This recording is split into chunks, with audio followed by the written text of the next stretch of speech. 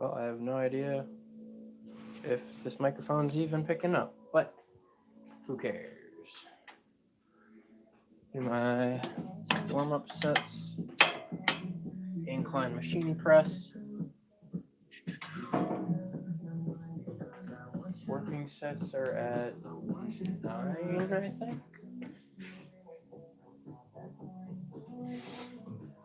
Yes.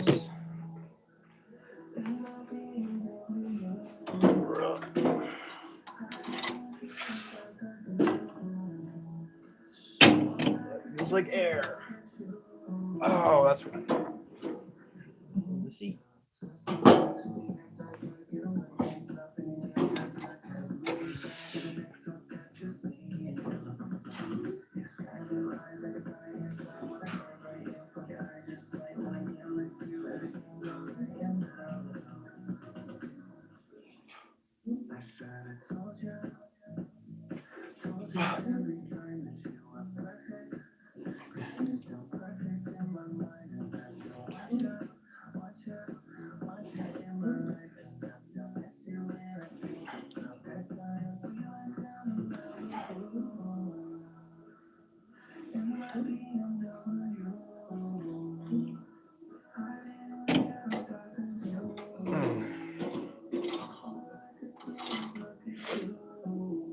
Woo!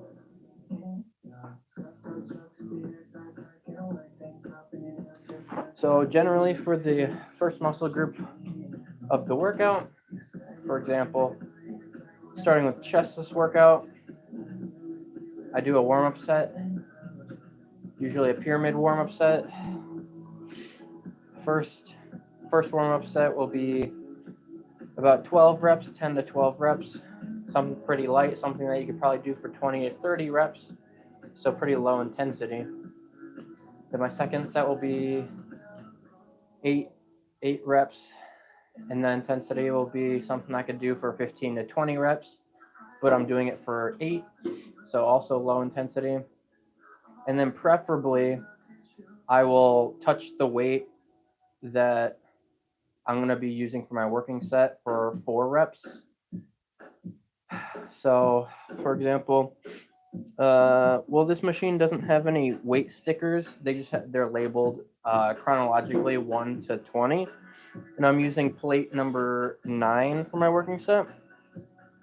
And so either I'll get really close on my last working set, or I'll use the exact weight I'll be using for my working set. In this case, I'm 1 plate under what I will be using for my working set, but this is only set 2. So I'll touch it on my third warm-up set, just to get my nervous system ready for the working sets.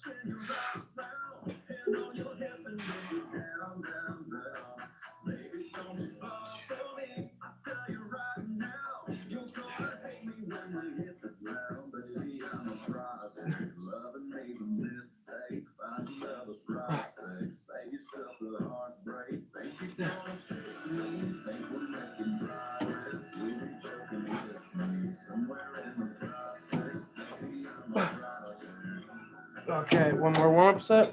Usually I only rest about 30 to 60 seconds for my warm-up sets. Because you're going pretty light on intensity, you don't really need that much time to recover. I usually don't really like country music, but I'm using Spotify's DJ, so it kind of just plays whatever it thinks or whatever it wants to play. And so every here and there, I'll get a country section. I guess this is one of those times. This particular country song doesn't seem to be terrible, so I'm not going to skip it yet, but we'll see what happens with the next song. Maybe it'll be complete garbage and I'll have to skip it. Because listening to terrible music while working out is probably the worst. It's even worse than not listening to any music.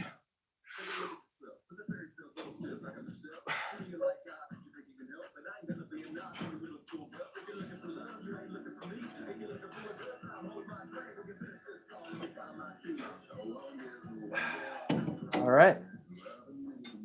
So that was the working weight. only for 4 reps. That was my last warm-up set for chest. And I'll do 3 working sets at the same weight. And then I'll do 3 more sets of a chest fly on this machine. So, and then that will be all I'll do this workout for chest. And I think I have hamstrings and maybe even shoulders for the rest of the workout. Yeah. Oh, and back. Yeah. I got some rows for lats, hit my back. Then I got some shoulders. Do I also have hamstrings? I probably do. I haven't done them in 2 days. Yeah, RDLs and ham curl. Well, either I'm just talking to myself or this microphone is actually picking up what I'm saying. My first live stream, I figured it would be a pretty cool idea to live stream my workouts, and then they could just be kind of archived on YouTube so that I could look back on them or other people could look at them, whatever. Doesn't really matter. I just thought it was a cool idea. So this is my first live stream. And I mean, I work out almost every day, 5-6 days a week. It's definitely my favorite part of the day most days. It's something that if I miss a workout on a day, it feels like something was missing in the day. It's something I really enjoy and look forward to. I work out pretty early in the mornings, somewhere between 9 a.m. and 11. I really prefer not to work out at night, but that's just personal preference.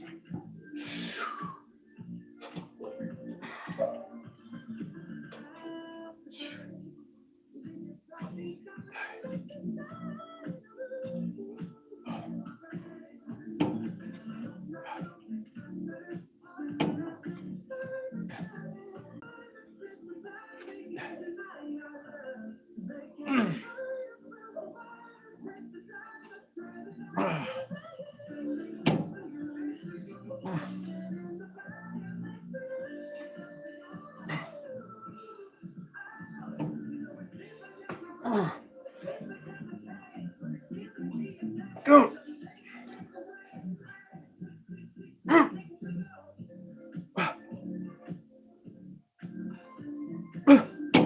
Damn it. I got 15 and a half reps, which I'll count as only 15. Failing on the 16th rep. So I give myself an RPE 0, which is what I was going for. I was trying to get 1 more rep than last time. So I got 15 last time as well. But my last time I did this last week, my reps cascaded down in the second and the third set.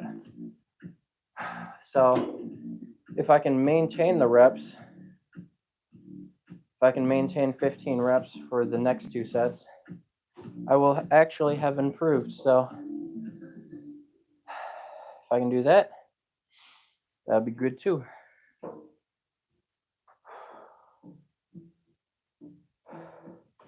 I gotta make sure this thing's even on. Oh, yes, it is, I think. I don't know. After the workout, when the video is uploaded, I can check it and double check if it actually recorded my voice through the phone speakers, which would suck, or whether it's through this lavalier mic I got pinned to my sweatshirt. Not really sure where I'm going to pin it after I take my sweatshirt off. I always wear a sweatshirt in the beginning of the workout, unless it's the middle of the summer and it's hella hot. Then I won't, because you're already pretty warm. But in the winter and fall and spring, I generally wear a sweatshirt for the first exercise, so the body's all warm and sweaty. You gotta take it off, 'cause I don't like being sweaty.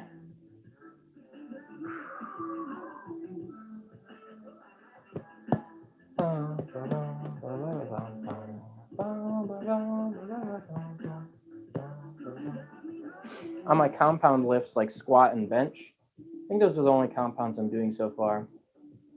So I'm not doing any overhead press. Everything else is pretty much isolation. But I was, for like the past year, focusing on hypertrophy when it came to compound lifts. So everything was slow. There's at least a 1 second pause at the eccentric at the bottom, and which severely hampered how much weight I could press. So I'm bringing back the power aspect of the compound lifts, where it's a bit more explosive out of the bottom, which allows me to lift more weight. So I guess it's really more oriented towards improving my strength and how much weight I can lift for this coming period of training. I think I'll probably do this for a couple months, maybe more. And maybe I'll just maintain the strength aspect of like squats and bench, and then I'll have 1 month phase where I focus on hypertrophy again, practice the pause, and then I'll go back again to explosive strength training when it comes to compounds. But when it comes to the small isolation exercise like dumbbell curl or a dumbbell fly, I'll always go towards hypertrophy training and controlling the eccentric and having a pause on the stretch if the exercise allows for it. That's just how I prefer to train.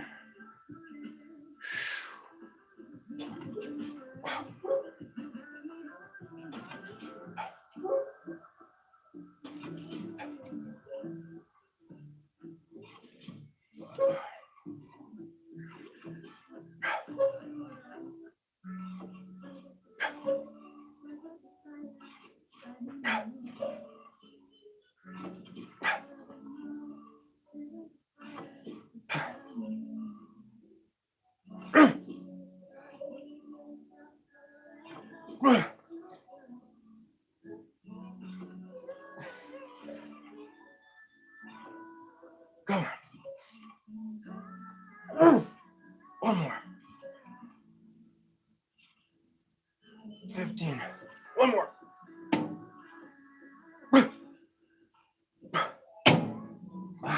That would have been sweet if I could get 16.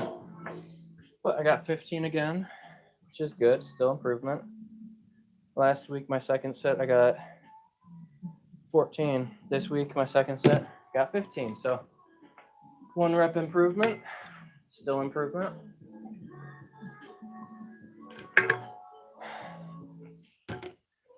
Whew.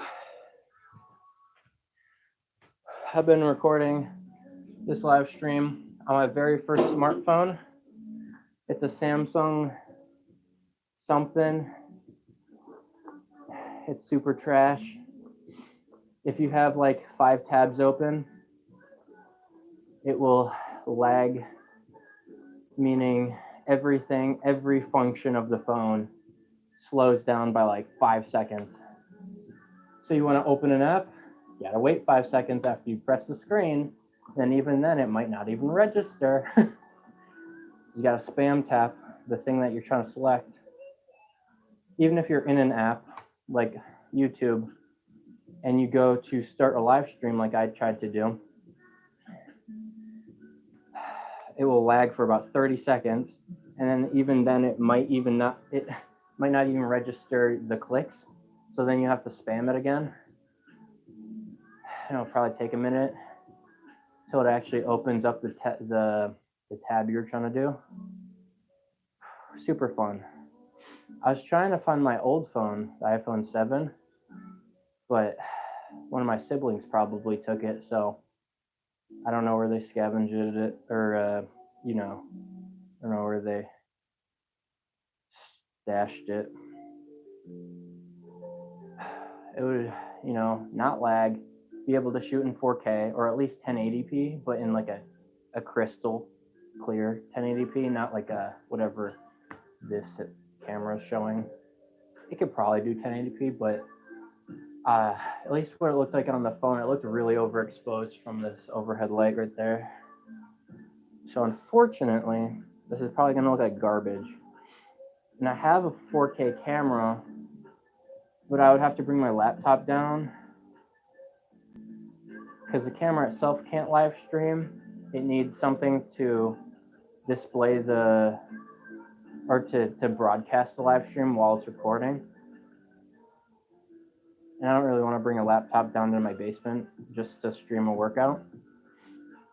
So it's easiest to have my phone plugged in, start the live stream. It'll be really easy to move, super easy to set up. Does the same thing. To me, the quality doesn't particularly matter as long as it's not abysmal. Got about 2 minutes left on the rest time. I wonder if my live streams will be flagged because of the music I'm playing. I would guess so. But hey, I got like, what, 50 subscribers? It's not like I'm making money off anything anyways. I'm not even eligible. I was just doing this because I thought it would be fun. So it doesn't much matter to me if I get demonetized, I think it's what it'd be. I don't think you have to take it down, but if they take the sound off the video because it has copywritten music, then I'm gonna be mad. Either I'll have to live stream workouts without music, or I'll have to wear earbuds or something. That'll be annoying. I hope that's not the case. That would seriously be a pain. Damn, my triceps are sore from this pressing.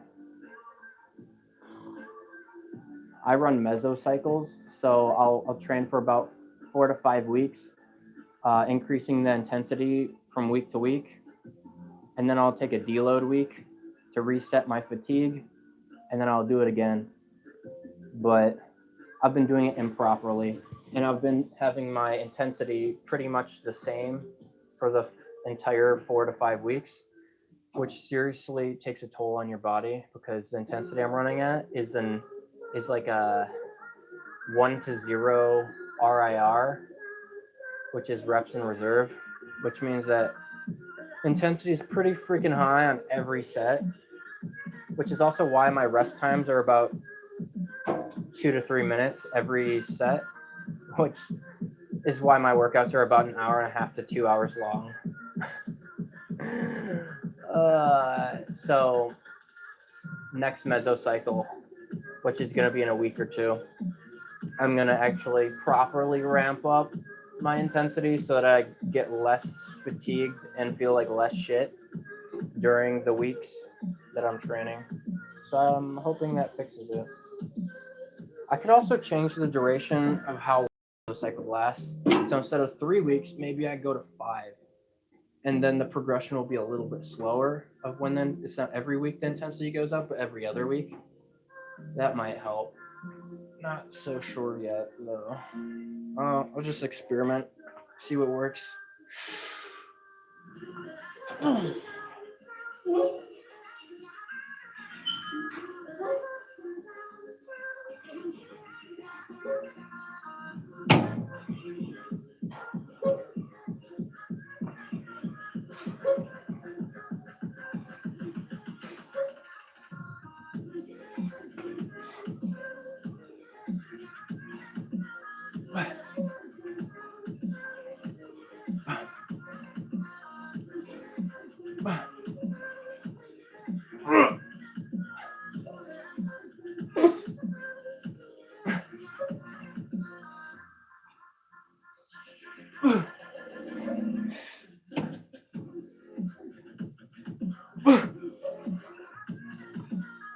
Damn it. Got 14. Still 2 reps higher than last week's third set. Got 13 and, or no. Yeah, I did get 13. So I got 1 rep higher. Still improvement though.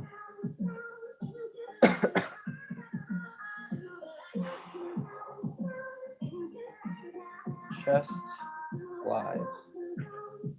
All right. So, like I said earlier, I only do the warm-up set for the first exercise of that muscle.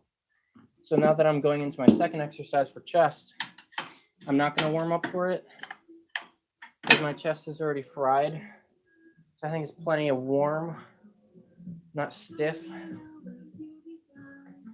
So should be just fine going into the next working set as long as I have enough rest in between.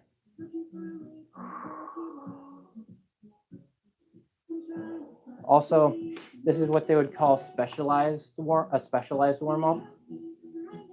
A general warm-up would be like if you were to do 10 to 15 minutes of cardio before warming up, which is just kind of generally doing, it's like, how do I explain it? It's a warm-up that's not specified to the action you're warming up for. So doing an exercise that is similar or the same as the one you're going to be doing for the working set or your workout is specialized because it mimics and or is the exact same motion that your body's going to go through during the workout. So doing a pyramid warm-up set is a specialized warm-up, which has been shown to increase muscle fiber activity in the target muscle, in this case, the chest. So if you're working out, it's better to do a specialized warm-up as opposed to a general warm-up. However, if you prefer a general warm-up, just do what you enjoy, because, I mean, it's all that matters. If you don't like doing it, then don't do it. It's pretty simple. I personally don't like general warm-ups. I feel kind of ridiculous doing them. Kind of like a waste of time. It's like, I want to start the workout already. Let's do it. So that's why I don't do general warm-up. It's more beneficial for the actual working set and putting on muscle, which is my entire goal. Put on as much muscle and get jacked. And it doesn't feel like a waste of time, because it's not. And you can go into the exercise completely cold and just go straight in your warm-up set, but you do increase your risk of injury. So I wouldn't recommend it, but you can do it if you're, especially if you're not going to train too close to failure, then maybe it matters less, because the closer you get to failure, the more likely you are to have your form break down, especially if you're closer to being a beginner in the gym and your form's just not great to begin with. Then you definitely want to warm up.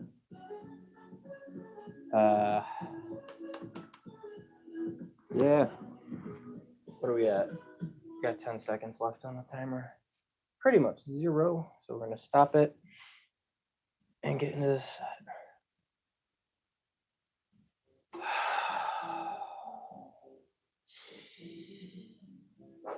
All right. What is this song, dude? Like 90% of the songs that the Spotify plays from the DJ are not workout songs. Honestly, it's usually just white noise. I'm not really listening to the music, so I guess it doesn't matter. Unless it's country, then it does matter.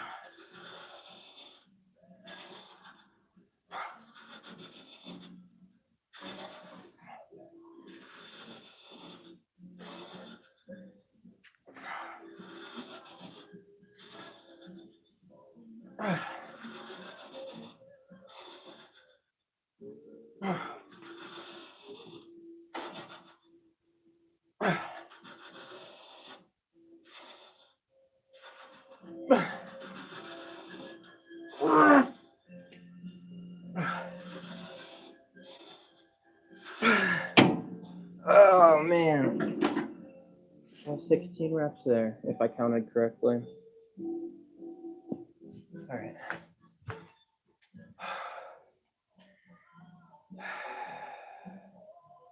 All right, that was a lot more reps than last time. Got 13 last time. It's pretty good. I work out and track my workouts and track my reps. I have it set up for rep ranges. So for these chest flies, my rep range is 10 to 13 reps. And because I got 16, next time I do chest flies, I'm going to increase the weight.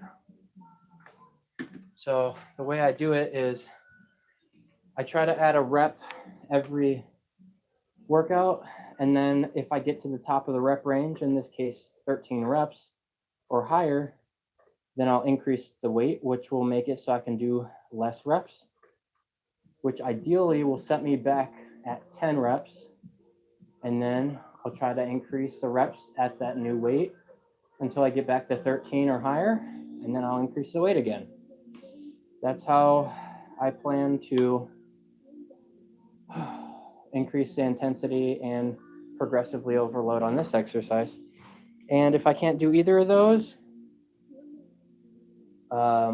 if I'm at like a breaking point where if I add more weight then my form breaks down, then I'll probably add a pause at the bottom, or a slower eccentric, in which case both of those make it harder. So you're also increasing intensity that way. And that's a perfectly fine way to increase intensity of an exercise. And as far as I know, there's no benefit to holding a contraction. So I try, especially on presses, not to hold at the top of the press, because it kind of acts like a rest, which decreases the amount of time you're under tension during the exercise. And there's no studies saying that the contraction is particularly beneficial for muscle growth. So that's why I emphasize more of the eccentric and stretch, because there are studies that say that that show that it has a heightened benefit to growing muscle compared to the contraction.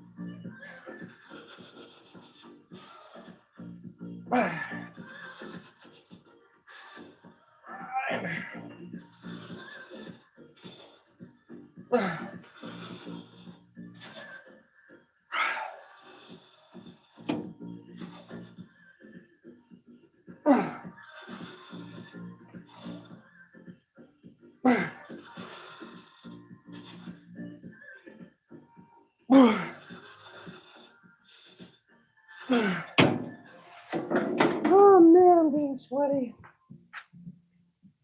Got 14 reps.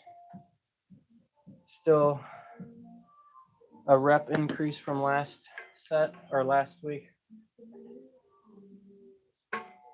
Man, it's like your IQ decreases like 30 points after a set. All the blood is not in your head, and it makes it hard to think properly. And the things you say just don't come out right.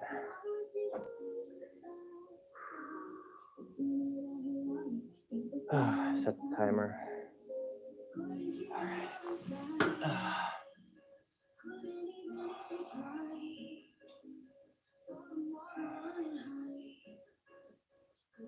I'd say about 20% of the time, 20-30% of the time I work out, I'm watching a YouTube video in between sets.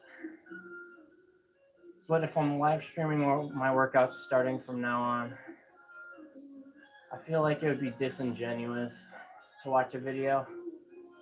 Because, like, I'm recording this potentially for other people to watch, which I'm assuming 0 people are watching this live stream, but still, just the potential that someone could be watching it. And it's kind of like if you were that one person watching this live stream and you were in this room and I was just staring at my phone during the rest periods of the sets. I don't know. That feels wrong. But it is what I do sometimes. I don't know what other people do, but I figure most people listen to music during their workouts, but there's actually quite a long time where I didn't listen to any music. And it's not like I listened to videos or podcasts either. It was just me and the weights, just, lifting weights and shit. And I actually find that pretty relaxing.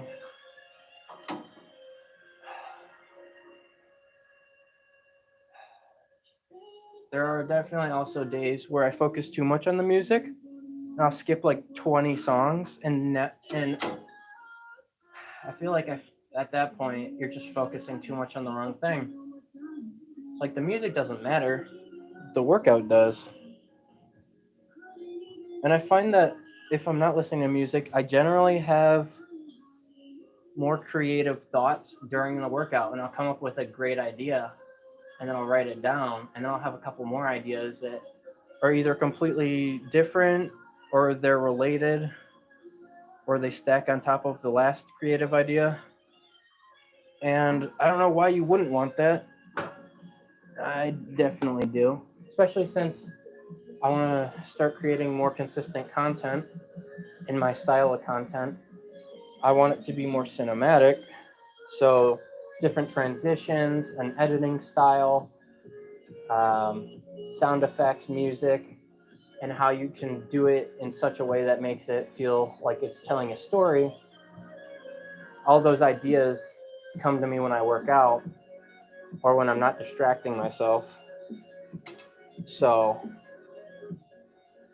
that's why I like not listening to music sometimes when I work out, because it seems to be a great time to have great ideas. My chest feels fried already, and this is my last set, but this is gonna go terribly.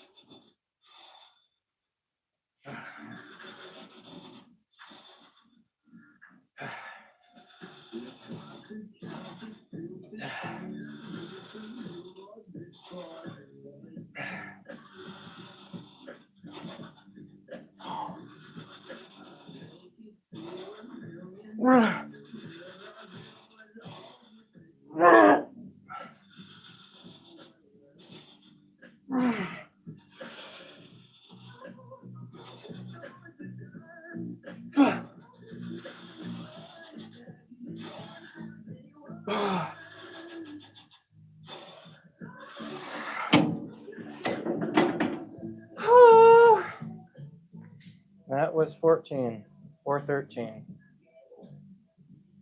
Either way, next week I'm gonna up the weight to 6 or what's it called? 10. Because this week I did it on 9 and I did it on 9 last week as well. And I'm at the top of the rep range, so it's time to up the weight. All right, next exercise. We're gonna hit some back and dumbbell rows. Whew, this should be fun. I haven't done dumbbell rows in a while, and then when I was making this mesocycle workout plan, I decided to add dumbbell rows back in. So it's kind of exciting having a new workout or exercise that you haven't done in a minute. It's always pretty fun. All right, I think that's good. 35 minutes. Oh, speaking of time, I need to. Oh shit! I need to start the timer on my phone. Gotta move that. I take this sweatshirt off too. I'm sweaty as hell.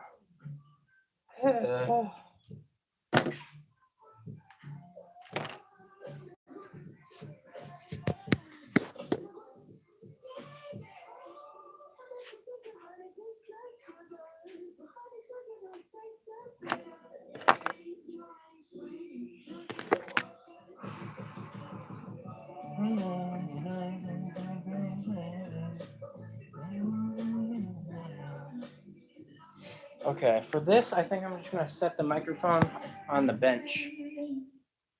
I think if I'm doing a lot of moving. It's gonna make a lot of rustling noises if I wear it. I guess I could probably put it on my shorts at my work. I still might risk a bunch of rustling noise. So I'm just gonna avoid it. I'm not gonna do it.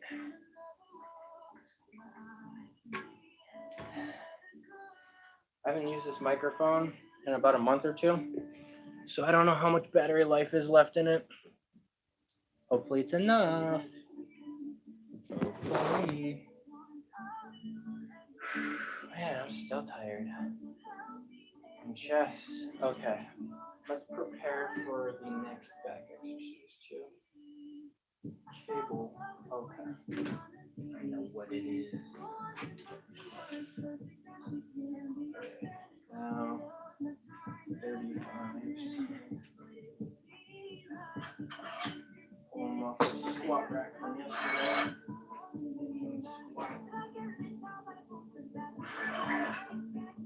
I did 3 sets of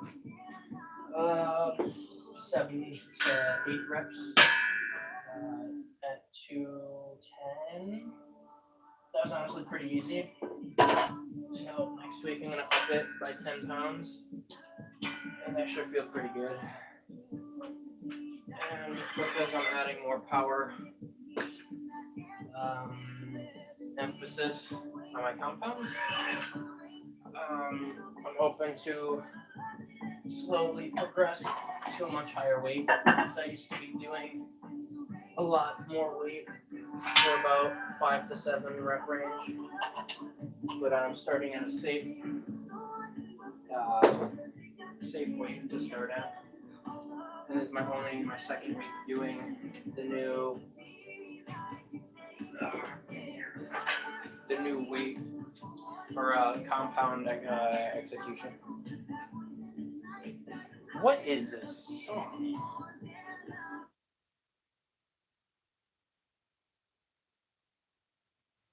Is it not even connected? No, it is. Put that song. Sure. Venom. Alright. Let's do it.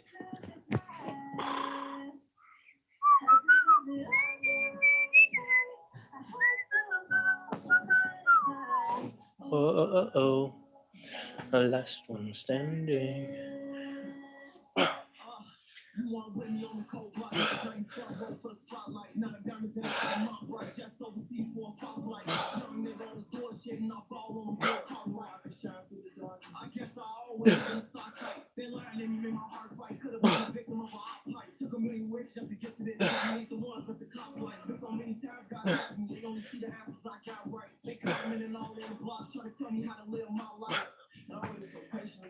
And for most, if not all, of my pulling motions, I use straps. So yeah, I got sweaty hands, just genetically, and so my grip will slip. And it always sucks when you got like 2 to 5 reps left and your grip's slipping because you got sweaty hands.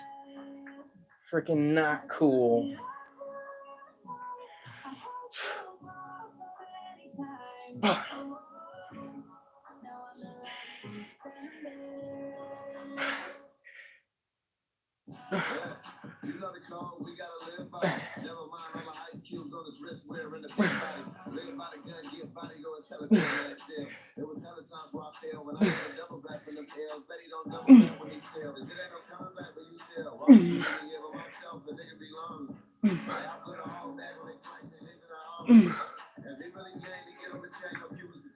Yeah. All right.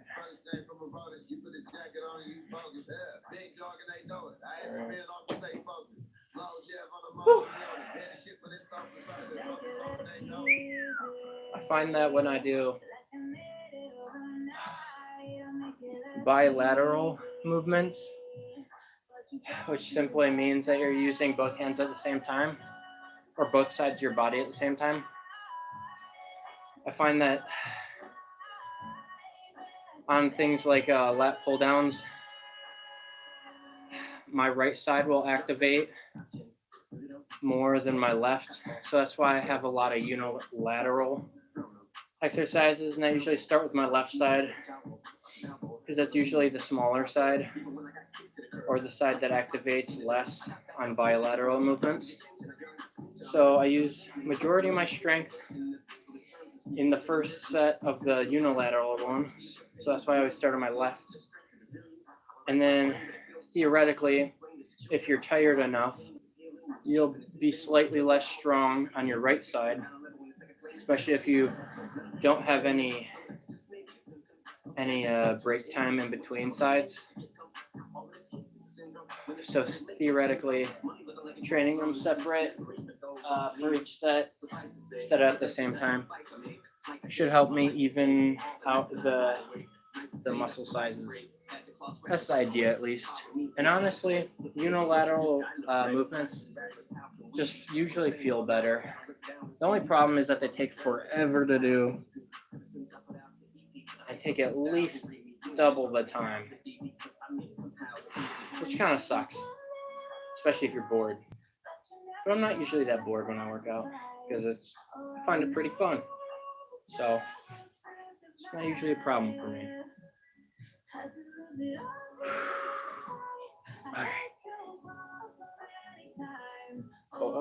Oh. Last one standing. Oh.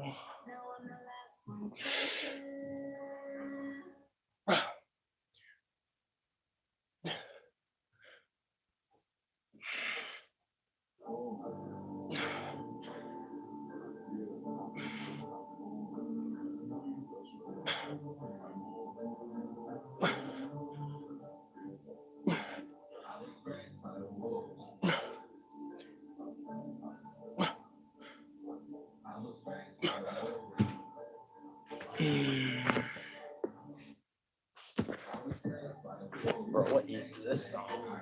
Man, there are seriously some strange songs out there. I would definitely consider this one of them. It's not that strange. It's just not normal.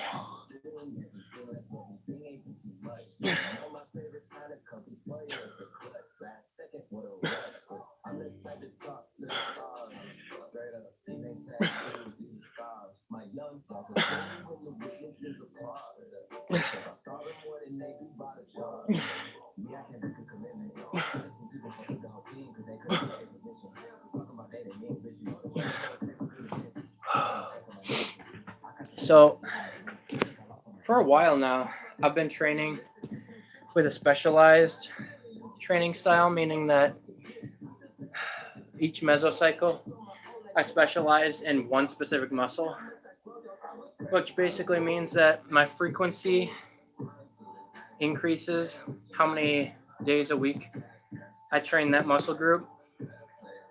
And usually that also comes with an increase in volume, which in theory can help you have an explosive amount of growth in a short amount of time. Assuming other factors like sleep and nutrition and protein intake and recovery are decent, if not better than normal. especially for putting on muscle. It's quite important.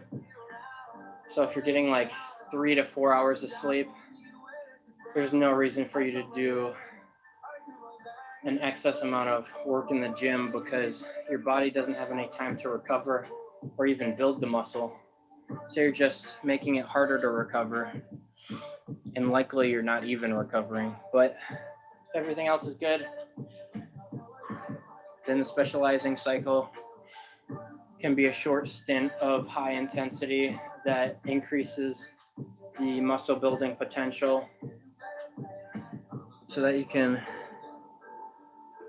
bring up weak points or improve strong points even further. And for me, out of the 5 days a week that I train during the week, excluding the weekends, I train four of the days I train back. So for this mesocycle, i.e. 4 to 5 week training period, my specialization is for my back. And then the next time I want to bring up my chest more, so I'll increase the frequency and volume of how I train chest. And what I hadn't taken into consideration when I was doing this is the synergistic effect that it has on your biceps. Because you're doing so many pulling motions, it puts a lot of strain and stress on your biceps, and you're not even directly doing bicep curls or hitting it. And then when you do get to bicep curls, your arms are already sore as hell.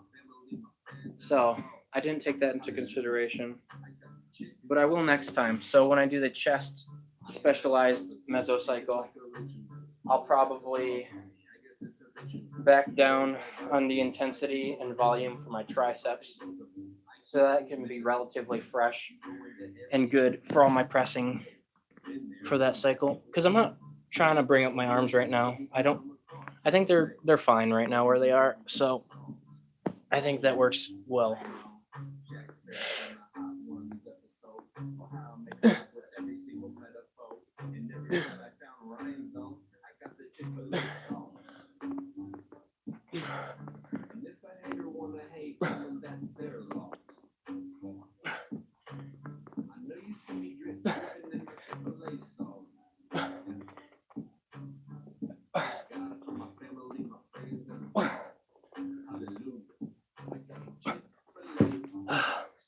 Bro, Echo, next. What am I listening to? That was so cringe.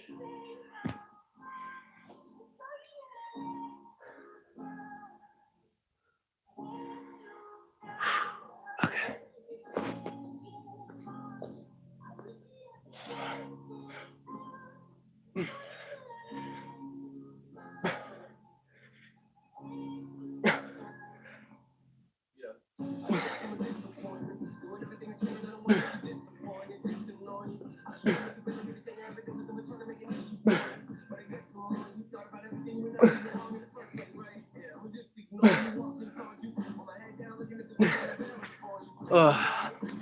One other thing I need to take into account when making my programs is exercise order. So there are certain exercises that I feel the muscle working a lot more than I do others. And so I take priority in those exercises as opposed to other ones. And depending on which one you do first in the workout, it will allow you to press and be stronger and press more weight if you do it earlier in the workout. So every workout I hit whatever muscle groups I'm training for that workout. I train for 2 sets or 2 exercises. And depending which one I prefer more, I'll put that one before the other one. And I do that because I prefer it, which means I'll be able to press more weight for that exercise, as well as I'll be able to you know, feel it more. I'll be more fresh for that exercise as well. Gotta see what's in the frame. See if my water's in it. It's not. Whatever. Okay.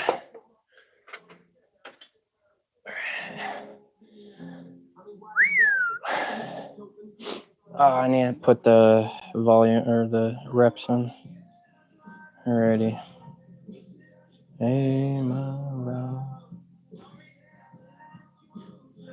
Okay, now next exercise is unilateral cable rows. Currently my favorite exercise for lats.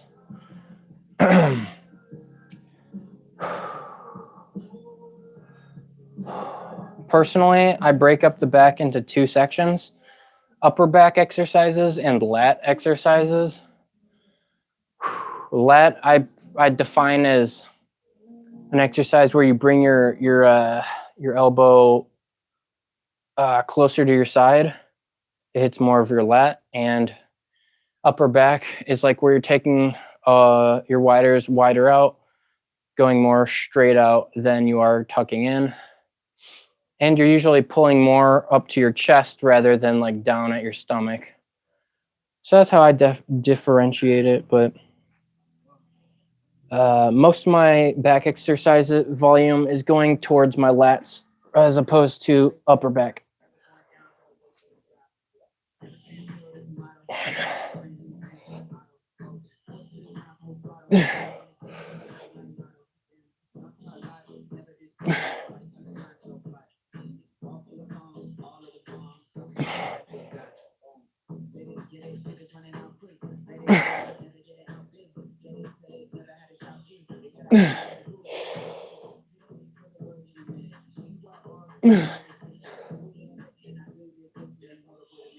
Hey.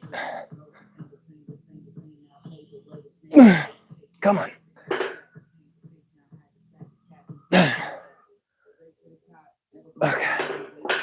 Okay, I got 10 reps. Pretty good. Last week I got 8, so that's a 2 rep increase. Pretty good. Now I just got to maintain that for the next 2 sets.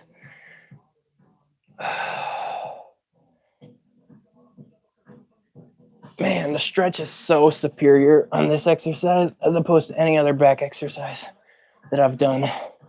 It's why it's one of my favorites. 3.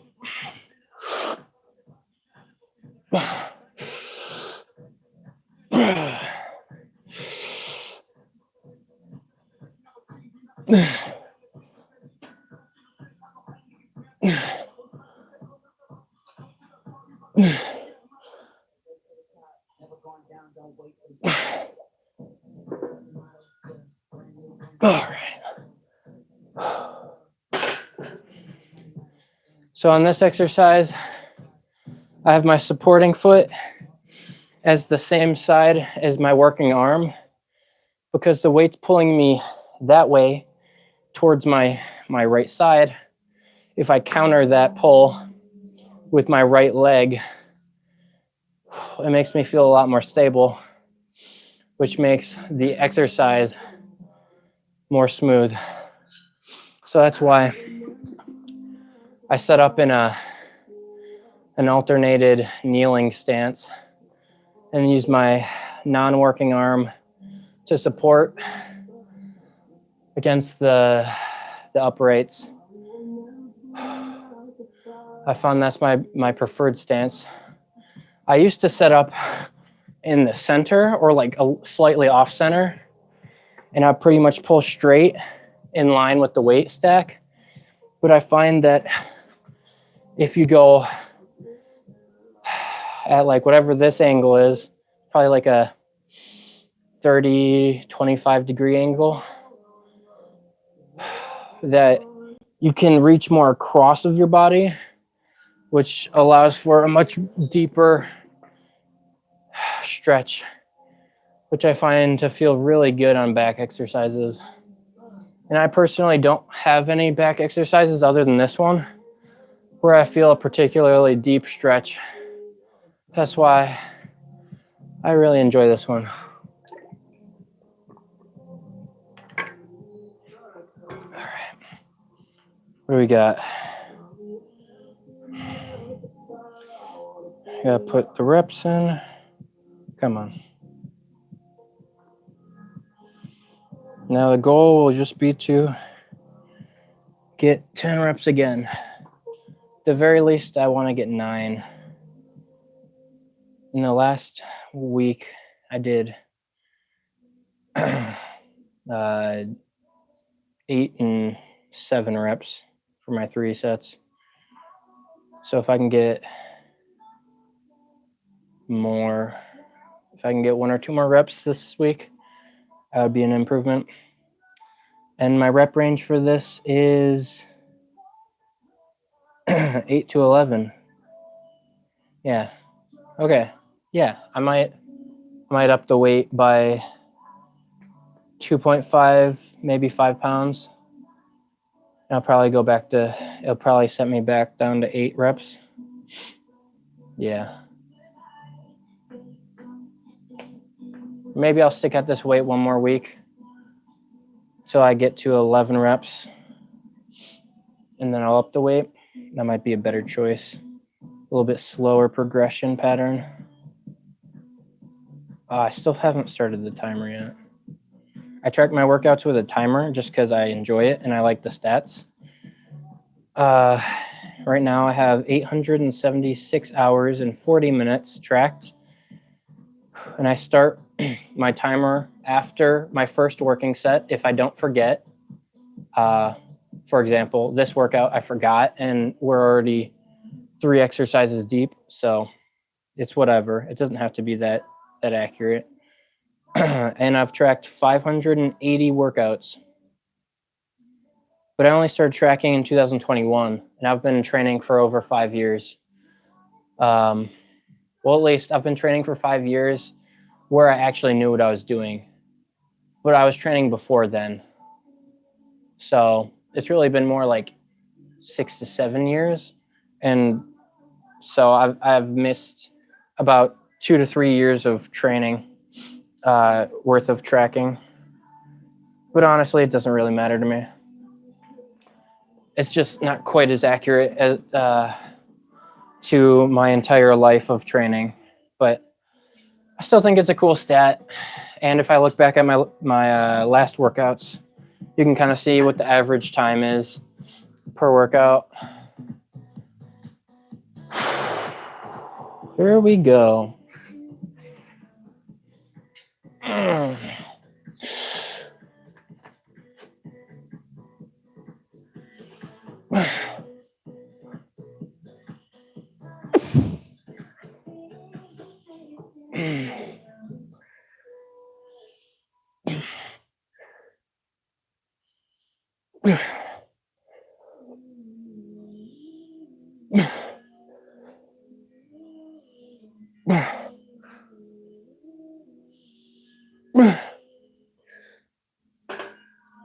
Nine. Okay. 1 more. Or not. I'm hoping I'm not talking too loud or grunting too loud as to avoid peaking the microphone. Because that would be really annoying to listen to this back and it just keeps screeching. Really gross.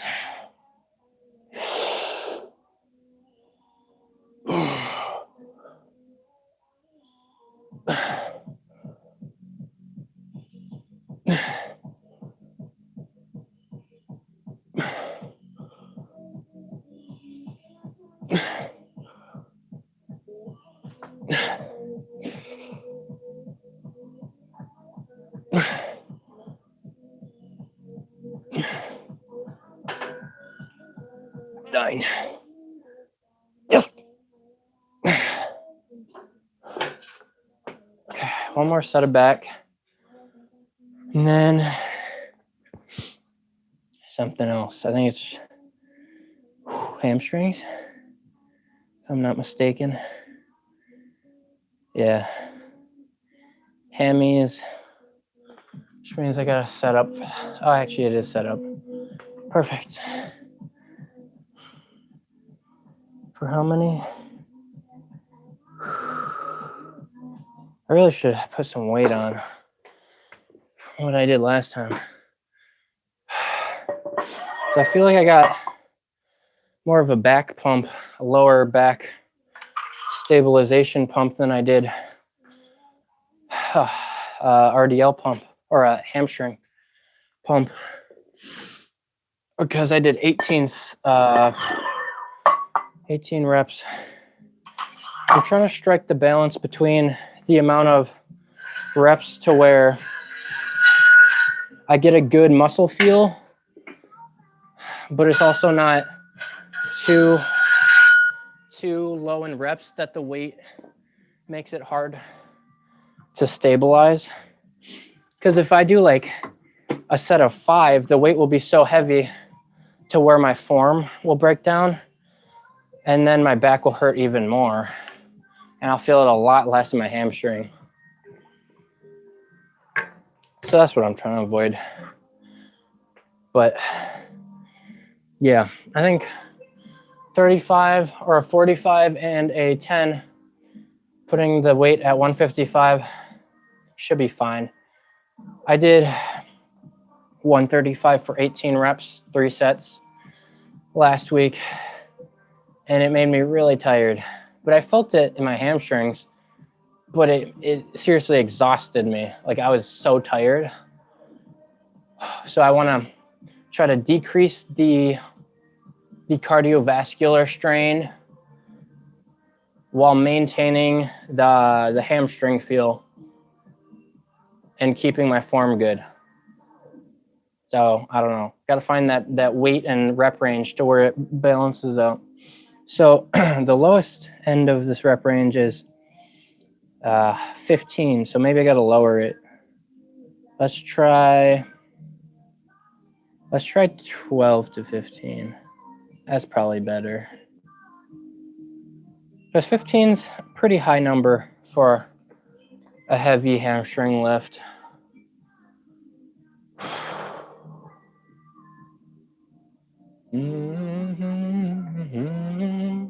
And because I'm wearing the straps, my rest times are a little bit more sporadic because I can't wear my watch.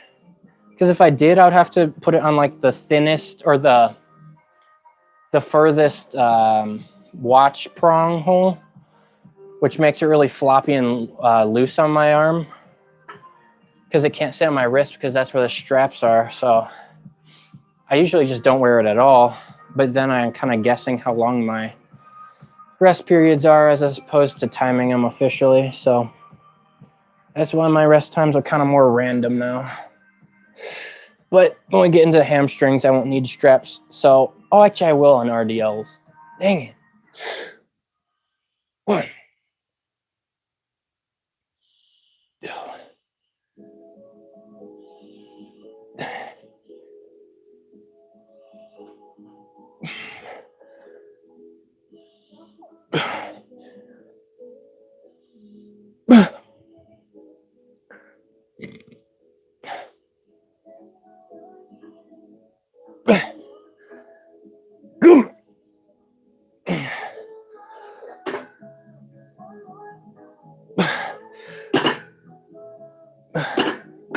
I think that was 9, but it could have been 8.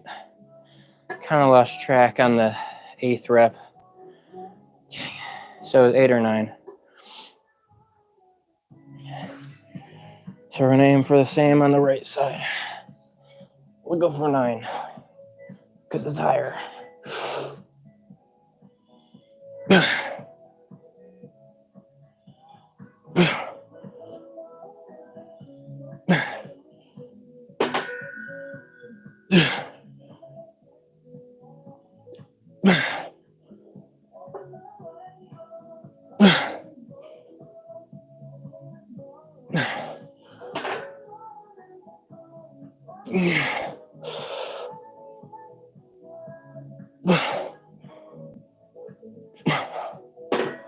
All right. Okay, so I have hamstrings and shoulders. which means I won't need this cable setup, so I can start putting it away, cleaning up. I like to clean up after my exercises are finished up to keep the gym space a little bit cleaner and easier to navigate. And generally, on the last set of an exercise, I'll start preparing and setting up for the next one, so that after my last set and rest, I can just go straight into the next one, which keeps me on pace for the workout as a whole. All right, where do I want to move the camera? We can put it more central. Put it right here, I guess. So why not? Man, this camera does not have a zoom or a wide angle. So I only got so many options as to where I can put it. All right, here we go. Oh, the freaking microphone's in the way. Stupid. All right. Yep.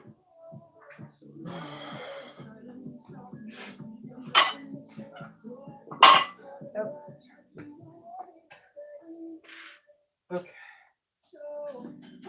Make sure everything's out of the way. The weather's finally getting better, so now I can wear shorts again, which feels nice. I think I'm gonna set the microphone on the ground again, right in front of me. She doesn't need to hear all my grunting with high definition.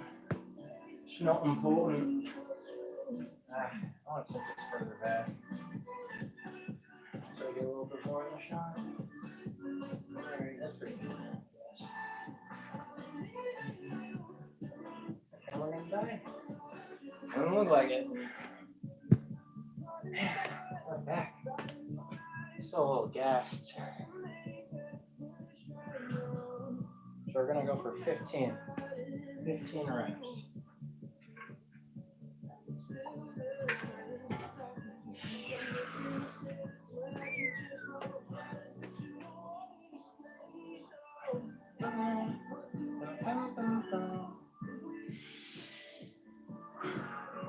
All right, well, let's do this piece of garbage.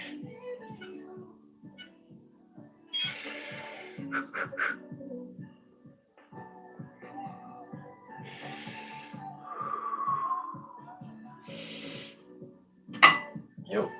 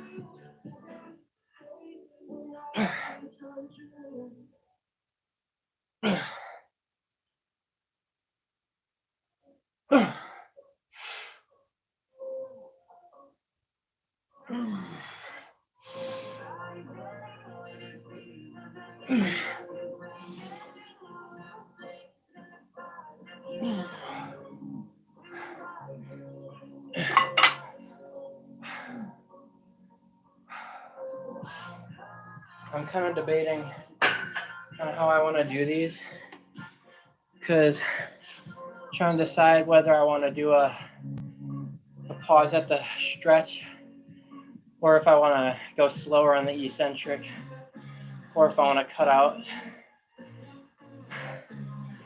the top half of the motion so that there's constant tension on the hamstring. Not really sure which one I want to do yet. Because it's been a while since I've done RDLs. So it was my second week into it, I think. Second or third. And honestly, the rep range I'm doing right now feels pretty good. Although the real test is at the last set. See how exhausted I am then. When I used to do deadlifts a couple years back, I would have these straps way too tight, and all the pressure from the deadlift weight bar on the bar would cut circulation off to my hands because it was so tight, and all the pressure would just like go into the strap and block circulation, and my hands would turn red. And then if I was doing heavy enough load and for enough sets, you could see the skin pores on my hand, and a lot of them would have blood in them, just like at the very surface. It's not like it's dripping blood or anything, but that was crazy. And it would be like that for about an hour. No, my hands wouldn't be completely red. As soon as I loosen the straps, they go back to somewhat normal. But they still have like on the back of my hand, they'd have like little tiny microscopic red dots in the blood or in the skin cell pores. It's kind of interesting and gross. All right, probably fine to do next set. So I've been trying to find a proper tightness. It's not too tight, because if I do it too tight, it will dig. The strap digs into my wrist, and it'll kind of, it's not really like a rash, but it'll be like a scrape kind of, which is really annoying. And it kind of hurts, but not really. So I'll try to avoid that. So I have it like a medium tightness, if that makes any sense. Oh, my hamstrings are so sore. So one thing I always forget to do on hamstrings particularly is to do a warm-up. Like I just went straight into this working set. Preferably I would have done at least one, probably two, potentially, but probably not 3 warm-up sets. But yeah, I forgot. I usually don't do it for the sake of time, because I don't really want to, but probably should have if I was being optimal in thinking about it. All right.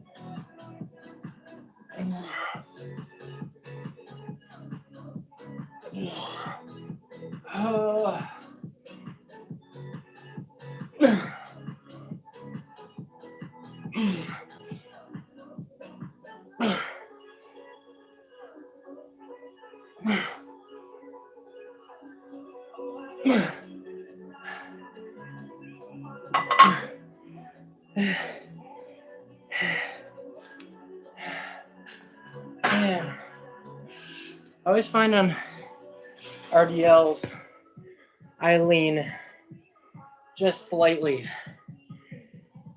to the, I think it's to the left, which puts more stretch on my right hamstring, which makes my right hamstring work more, and I can feel it, which is why I don't like RDLs, because I always do them wrong, and I just don't know what to think about or change so that I can have equal tension on both left and right hamstring, as opposed to more tension on the right.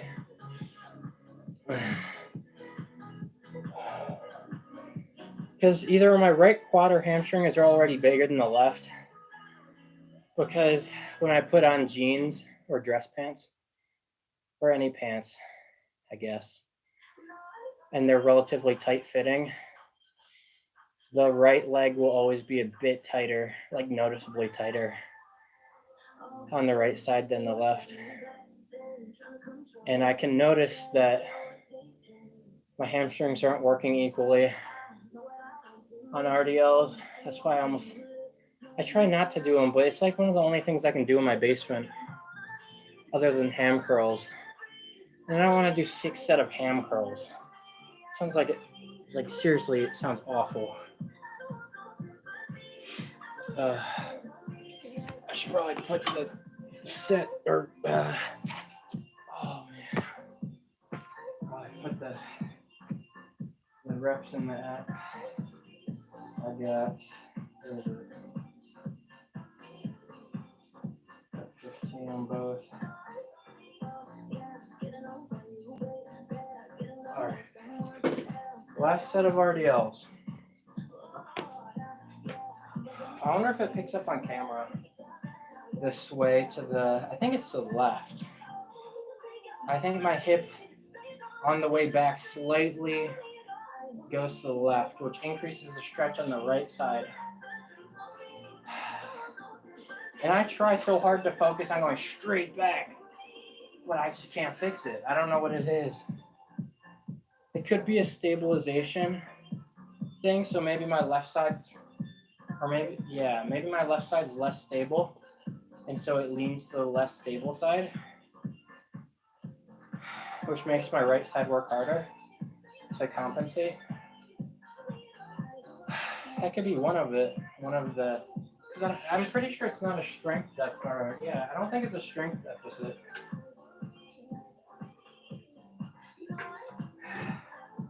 So it might be a stabilization deficit. Oh, that's gonna be a serious bitch. I'm gonna try my best to eliminate the top half of the motion to keep constant tension. I'm not gonna particularly focus on the pause, but I might have some pause reps in there for funsies. Back is gonna feel this at the end of this.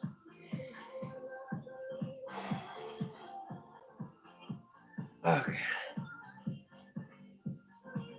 Zummy.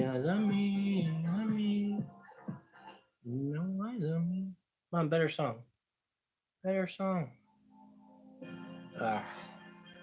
It's okay. Not terrible.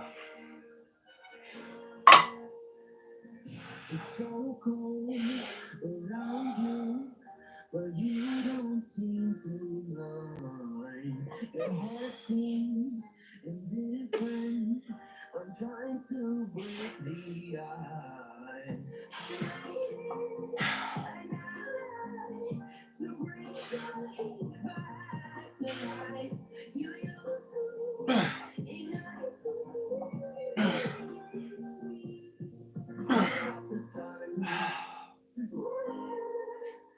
I don't know where you are, I don't know how we get through the dark without the sun. All the love's running out, I don't want to let go without the sun.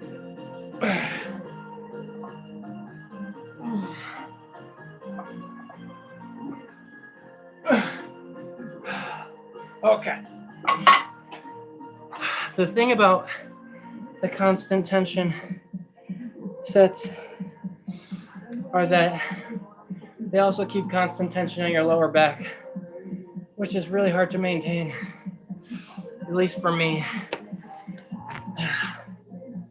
Oh man, that was awful. Good thing it's over.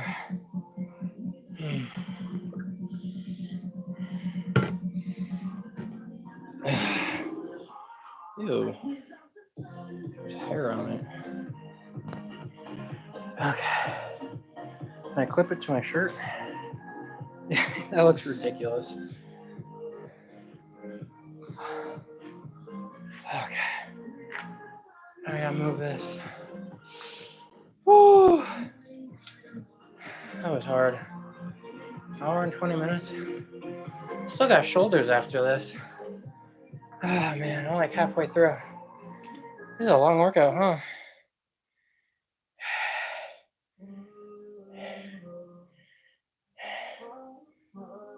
Oh, my hearing. I noticed on some intense exercises, if they're really intense, especially, I feel like it's only leg exercises though.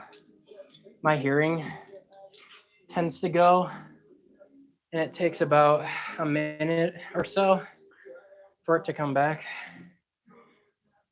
It's not like it's completely gone. It just feels like I'm wearing earbuds, and it's kind of like muffling the noise. Man, that was brutal.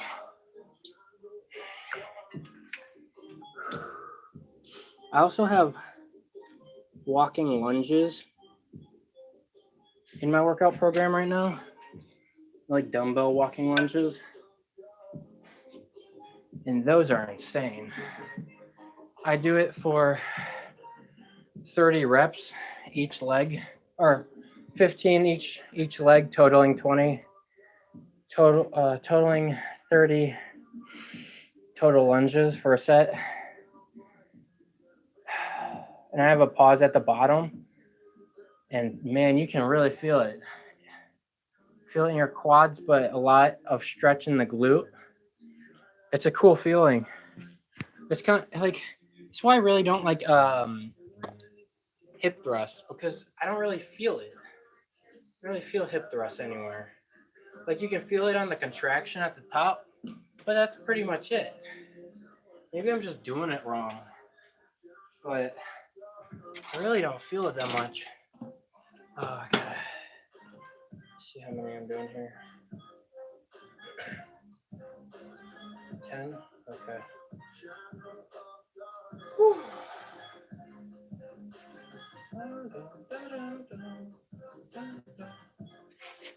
What the? Bro. Okay. No, no, no. Oh, man. I don't know if I'm fully. Oh, I can put my watch back on. I have accurate rest times.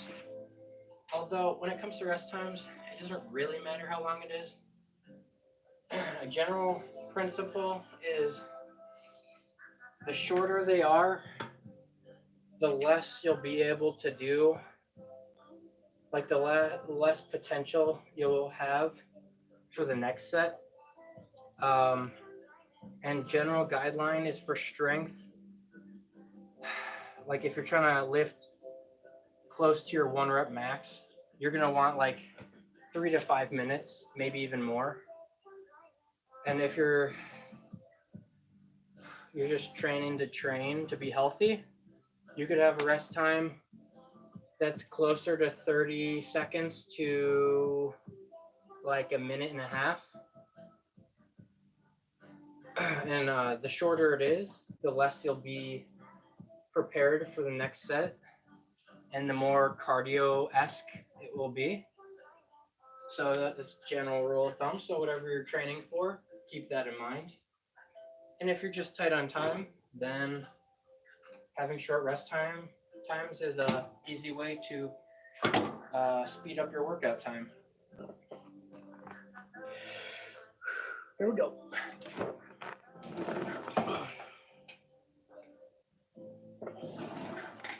Oh, I feel it in my knee. That's so weird.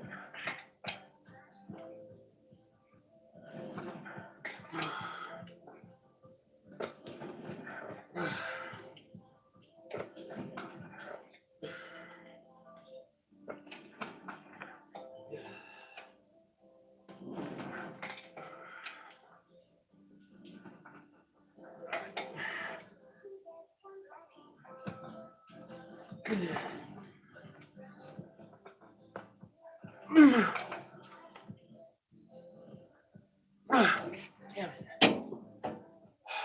Okay, got 10 and a half. So I'm gonna aim for 10 here.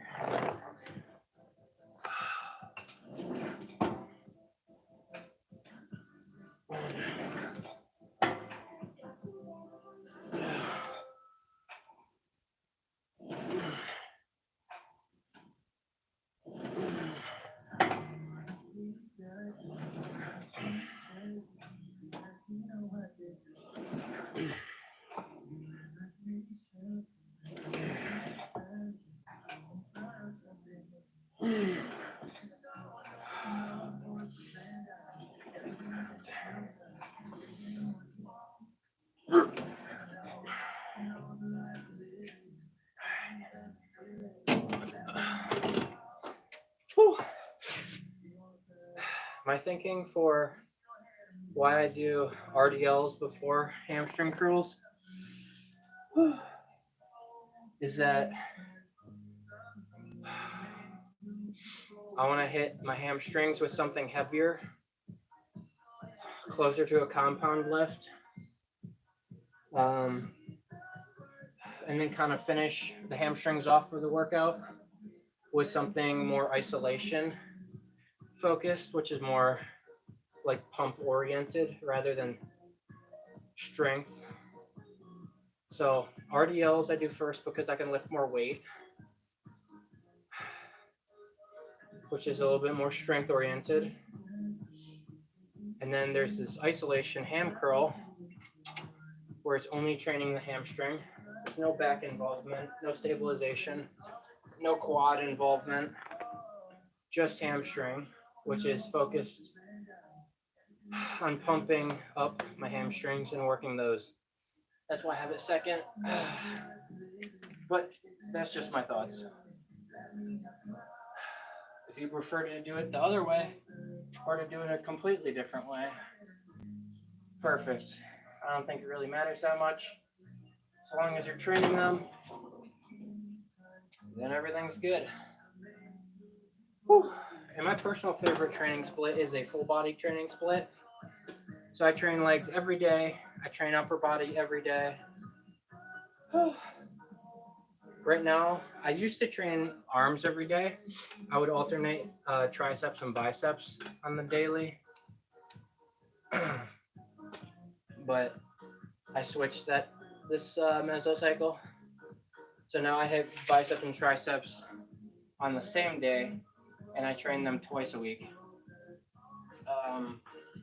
But yeah, you can full body training split has a ton of flexibility and can allow you to train a bunch of different ways. So I don't know. It also increases the amount of frequency you can hit a muscle group in 1 week. So that's why it's personally my favorite, because it's the best for putting on muscle, and that is my goal.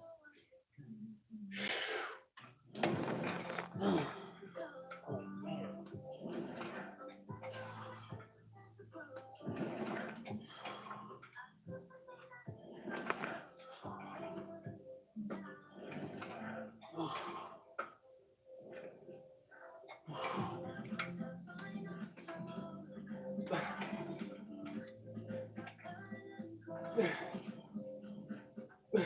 Damn.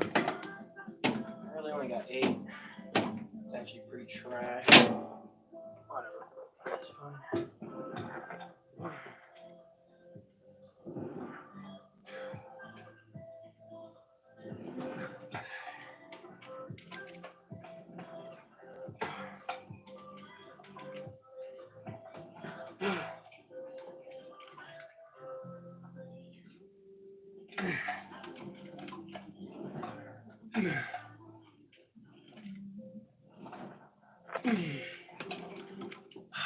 I find that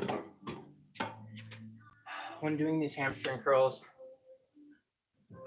I can usually get about 1 or 2 more reps, maybe more, on my right side than my left side, even if I do the right side last. But I still always match the reps, just because it was all theoretical, but I feel like if I were to have the reps altered to be completely to failure like they are on the left side for the right side, that over time, if I were to do that long enough, that my right side would get even more big than my left side. And that's not what I want. I'm trying to do the opposite. I'm trying to match the left side. So I'm trying to grow the left side. That's why I'm doing isolation. Also, it's like the only other hamstring movement I can do in my basement. RDLs, hamstring curl. I think that's actually it. I mean, I guess you could do Nordic hamstring curls, but they're weird.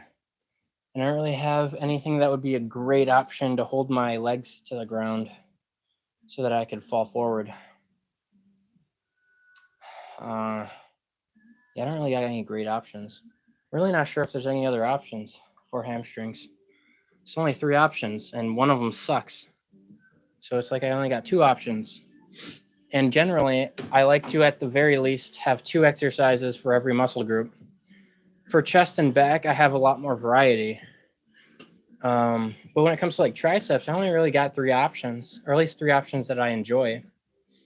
There's always a way to kind of like mess around with the cable so that you can do something interesting.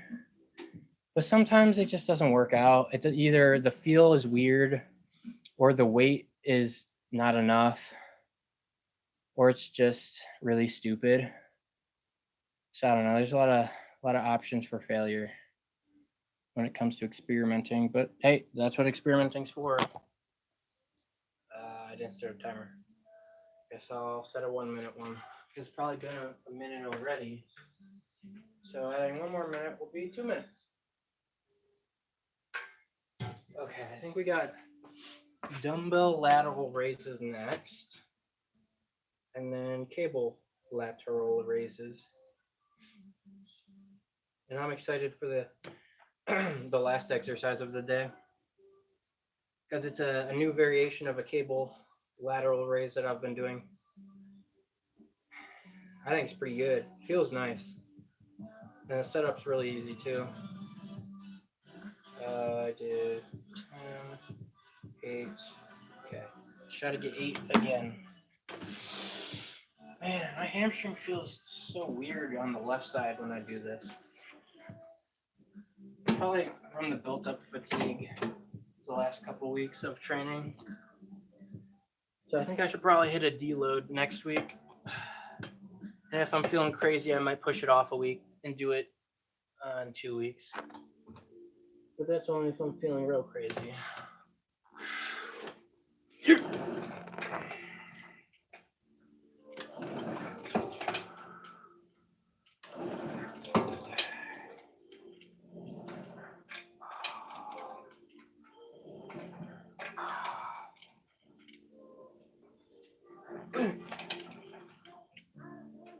Come on.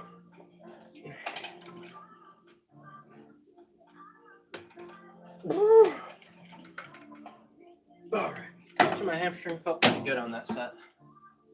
Oh.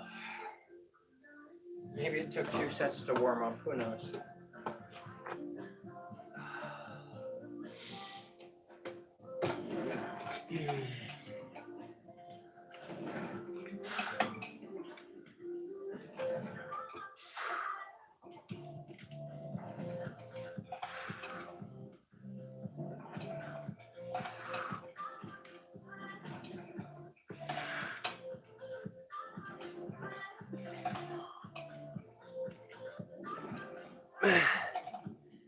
Yeah, see, I got 8 on both sides. But if I were to watch the video back, the right side, I'd put pretty much 0 effort into that last 8th rep, as opposed to the left side. I remember, I grunting a little bit, pushing pretty hard to get that last rep. But on the right side, they just went. That's pretty much all the proof I need that my right side is stronger. Not only was it stronger, but I did it second as well, which theoretically I should I should be weaker on if I do it second, especially directly after the left side, and there's no time to rest. But I'm not trying to have this workout go all day, so gotta get moving. Oh, how heavy am I going? I'm doing 10.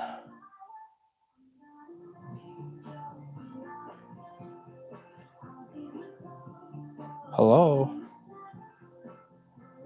All right. Last time I got 18. I'm gonna try to get 20 this time. Where do I set up the camera? I want to move it. I think we'll move it back where it was. Across the basement. Alrighty. Lift. Okay. Is that good? Probably. Maybe. Solid 0 viewers. Sick. Gotta love it.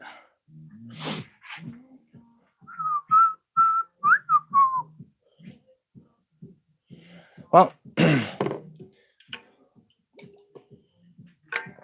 live stream shows hour 30 minutes. Workout timer shows 40. But I started it like halfway through the workout, so that tracks.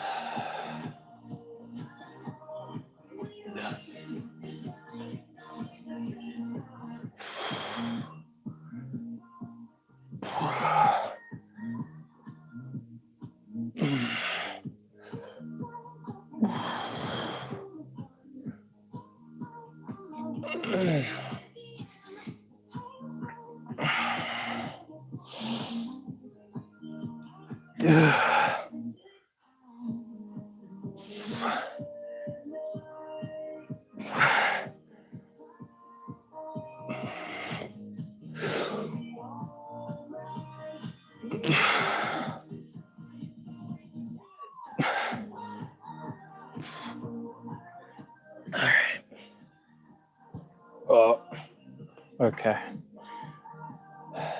I'll have a 2-minute rest. I got 3 sets of dumbbell lateral raises. Then I'll do 3 sets of cable lateral raises, and I'll be done. That'll be the workout.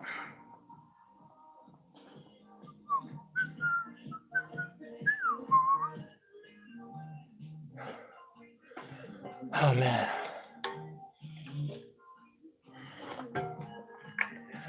The burn in your shoulders from light but controlled high rep lateral raises is insane.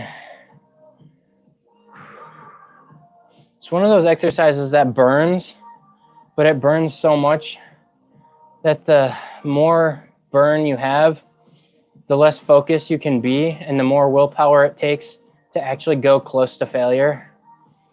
It's one of those muscles that burns a lot, but you always have like 1 to 5 reps left after that point. And if you have low willpower, then you'll probably stop short. Feel it's the same for squats, quad extensions, sometimes curls, bicep curls. What else is there? That's pretty much it, I think. At least for me personally. Maybe lunges? I don't know. I'm not doing them heavy enough though, that it really matters. Like on walking dumbbell lunges, I'm not going to failure. Not even close. But I definitely feel the stretch and feel the burn. It's more of like a pump exercise, like the hamstring curl.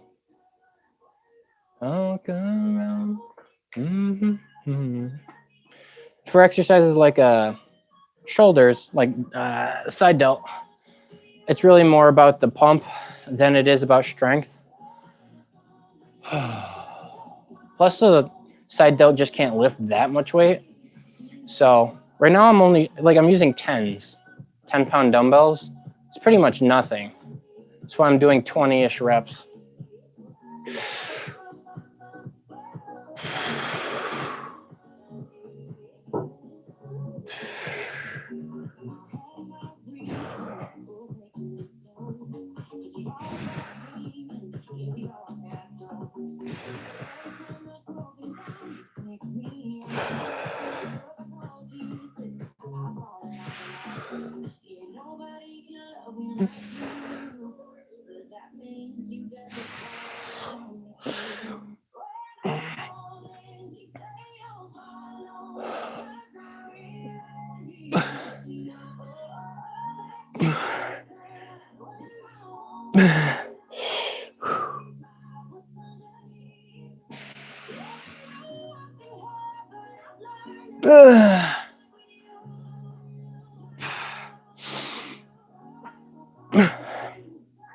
Man. So, if there's anyone actually watching this and you're thinking those lateral raises are a little bit excessive, like, why are you going so high? Well, I saw it from Dr. Mike Isertel. I really like his personality. He's pretty funny. He's also very intelligent. And he recommends super ROM lateral raises. Because if you can use full range of motion, then why not? If you have shoulder pain, then don't do it. But I don't. And it's not like there's a negative effect to doing full range of motion. And I would imagine the more often you put a muscle through full range of motion, the longer you'll have that full range of motion and the more strong you'll be in a more full range of motion. Oh man, that was actually really sore. So that's why. And then sometimes if I think about it, I'll stop short of completely bringing the dumbbell down to my side. And that's just simply because it keeps tension. Because if the dumbbells lose all muscle tension when you're going straight down because of gravity. Gravity puts the most work on the muscle at 90 degrees, and it slowly starts to do less and less work as you work your way up. And then it hits peak tension about 90 degrees. And then then it starts to lose tension again as you come down. But if you stop shy of completely like flat to your side, then you can still maintain some tension in your shoulder. So it's a nice little technique that I like to use. But it definitely does make hitting a higher rep harder. Like you can't get as many reps if you maintain constant tension, because you're putting the muscle under a lot more work than you would be if you had that slight pause where there's no tension. That's also it's like doing the same thing if you cut out the top range of motion where you're contracting. Because generally on the contraction, it's kind of like a rest point. So if you hold it for a second or two, you're actually making the exercise just slightly easier. Same thing if you rest actually in most exercises, if you rest at the bottom, it makes it really difficult. But particularly on dumbbell exercises, especially lateral raises, there's like zero tension. Like holding it right here, my shoulders aren't doing any work. But here, they're doing a little bit of work. Here, they're doing the most work. And at the top, they're doing some work, but not a lot. So when I come down, I want to stop about here and then just start the next rep. And obviously control on the way down. And try to hit as much range of motion as I can. If that makes any sense.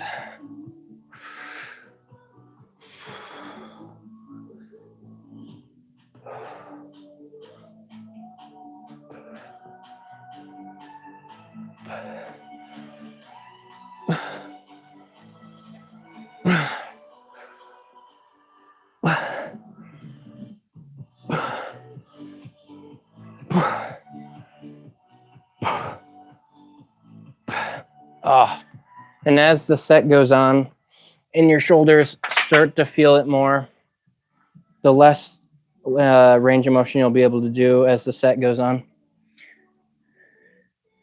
And that's normal.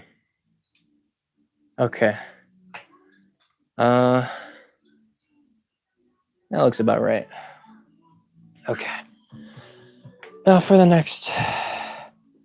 Oh, seriously, dude. I drop my phone like once a day. It's insane. Surprised it still has a screen. 2018. What the fuck? 20. 18 and what the?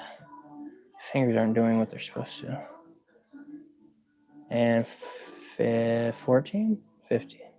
15, maybe? I don't remember. Okay, last set. Or last exercise. Okay, I'm going for 10-ish, 10 plus. 10 plus reps on this.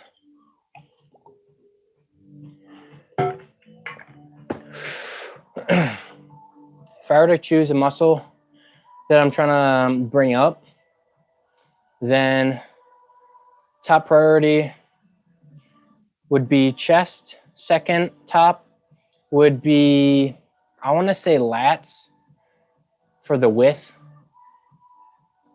the looking big look.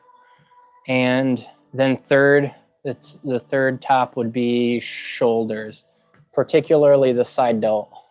So I do a lot of lateral raises, and I do some front raises, and I do just as many reverse flies as well to hit the rear delt. But comparatively to the side delt volume, it's ridiculous. And I only do the front and rear delt. I only train them once a week, and only for like 3 sets a week. It's pretty low. It's like below maintenance, really. But especially with how much pressing I do, I don't really feel like I need to do too much work for my front delts. I feel like if I were to do too much more volume front delts, that it would actually make it harder to do any pressing, which is not what I want. I want to have a strong press. All right.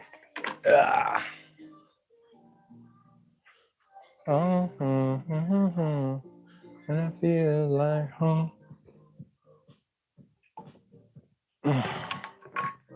Kind of surprised that the microphone that I'm wearing, the lavalier mic, is still on. It says that it has 2 hours battery life, but honestly, I wasn't expecting 2 hours. But we're probably creeping up on 2 hours soon. Probably. Okay. So, the way I set this up is I have my working arm on the outside to come out. And because this is the cable setup is fixed, I can't move it. The point of resistance is like all the way at the floor pretty much. So that's why I'm kneeling. I have tried it sitting down, but just moving the bench from side to side to switch arms, it's annoying.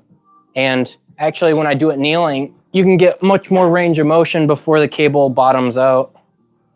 And yeah, I try to get down to my side so it has a little bit more stretch until the cable's actually locked out. And then I just, do some reps. That's the second rep. And like the dumbbell lateral raises, I'm doing full range of motion or as much as I can get. I have a little bit of a pause on the bottom, but I don't really feel that much of a stretch on my side delt. I'm sure there's a way to feel it more, but I personally just don't feel it. Maybe I don't have the right setup for it. Who knows? I think that was 3 or 4. We're trying to get 10-ish or more for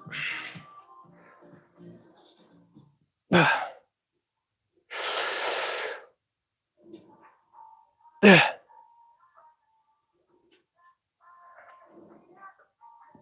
on.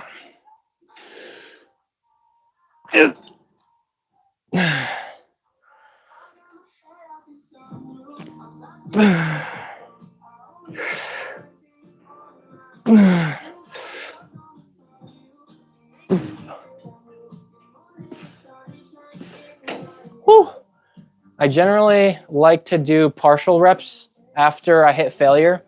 And also I count a rep as long as it's about here. So slightly under 90 degrees is what I'll consider a rep. If I go any lower, I don't really consider it a rep.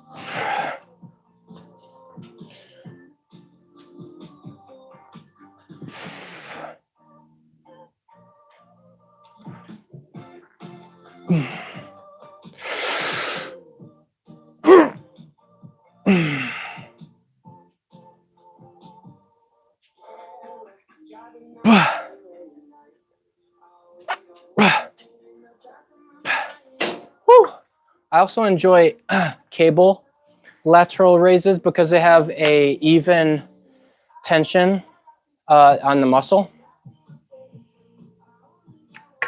as opposed to dumbbells. Dumbbells have pretty much no tension at the bottom and max tension here, whereas cables, as long as the weight is elevated and it's not sitting on the stack, it will have the same amount of tension no matter where the cable is, how much pull you have on it.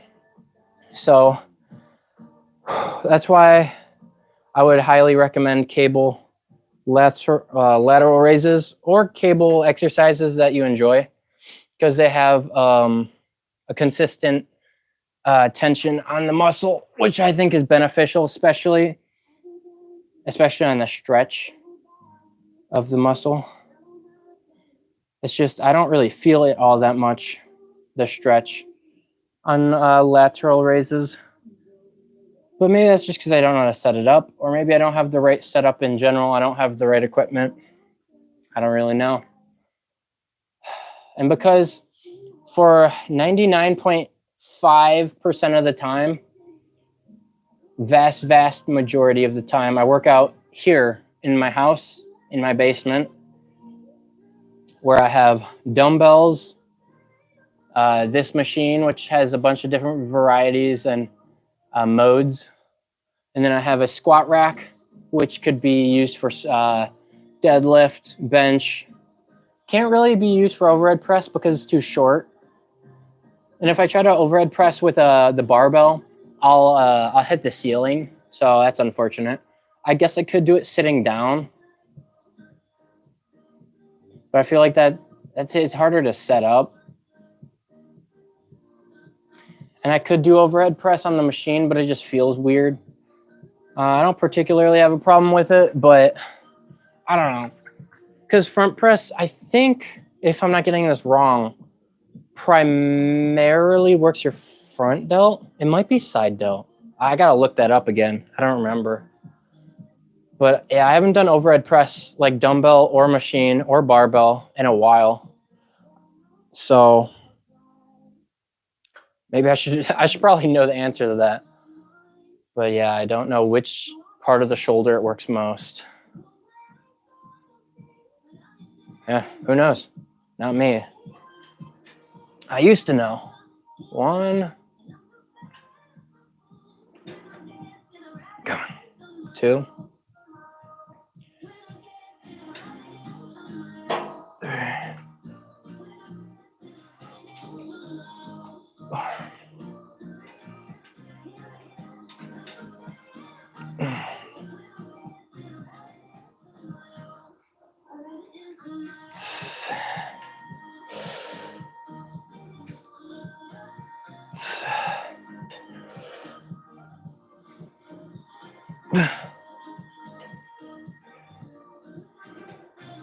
I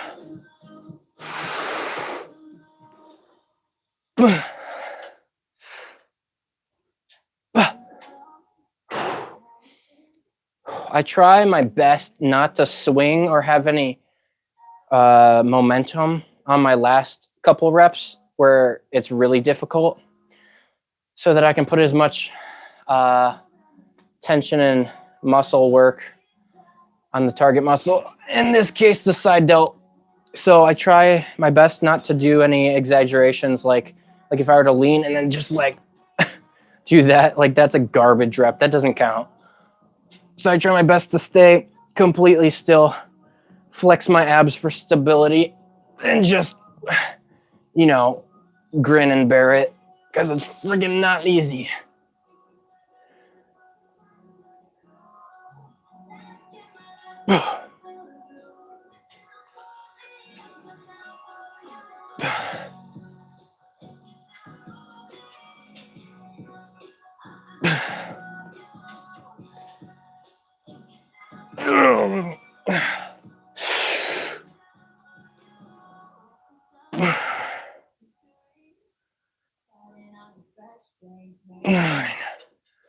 Like this. For example, that last rep was definitely the hardest one. I would have to look at the recording, but based on what I saw in the mirror in front of me, I didn't really swing too much. But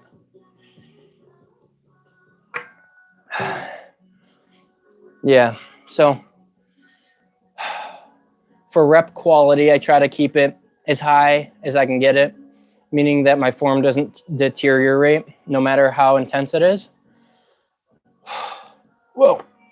And then if I want to even increase the intensity past failure, I'll do some partial reps, which may have some studies proving that partial reps at the end of your set can actually improve muscle synthesis. Nah, that doesn't sound right. But like the potential to grow muscle, because there's 2 or 3 studies out that are basically saying that when it comes to the muscle contraction versus the stretch position is far superior to growing muscle. So if that's the case, partials are always in the stretch position. They're always at the bottom of the range of motion. So if you're, forcing a couple partial reps, then it's pretty much just doing lengthened partials. Well, actually, that's exactly what they're called. And I personally enjoy them for most exercises. There are certain exercises you just can't do them on, like bench press, squat. I don't know, I'm sure there's more. But like for things like curls or lateral raises or RDLs or ham curl or, a press, whether it's dumbbell or machine, you can pretty much do partials on any of those, especially machines. Machines are the most stable, which makes it the most easy to do some extra reps, which can also up the intensity, which I find to be a great idea. Makes the workout more fun. Why work out if it's going to be easy? There's no point. I want to put on muscle. I want to be a bitch. Putting on muscle is not easy. Got to put in the work.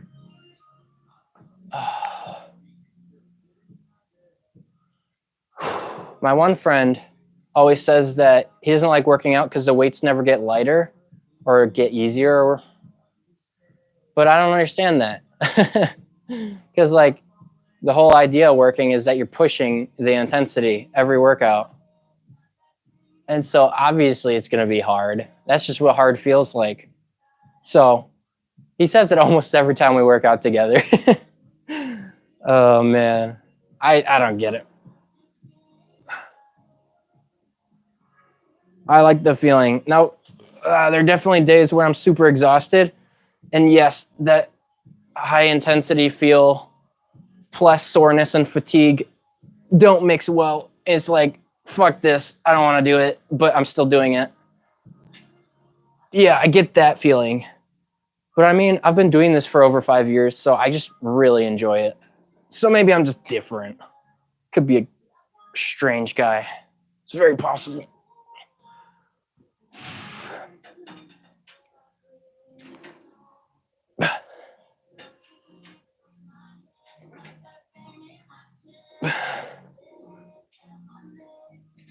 Come on.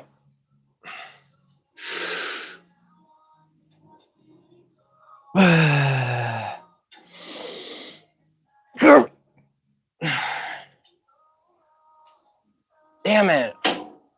First 2 sets, I got 10. Last set, I got 9. Just trying to match it.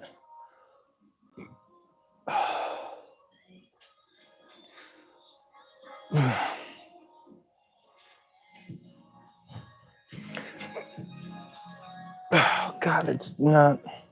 Keeps sticking.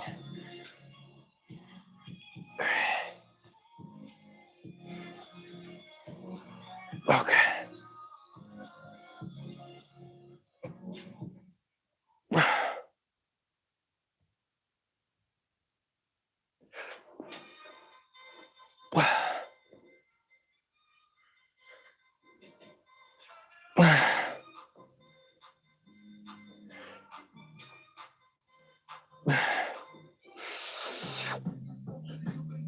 Why is it not moving?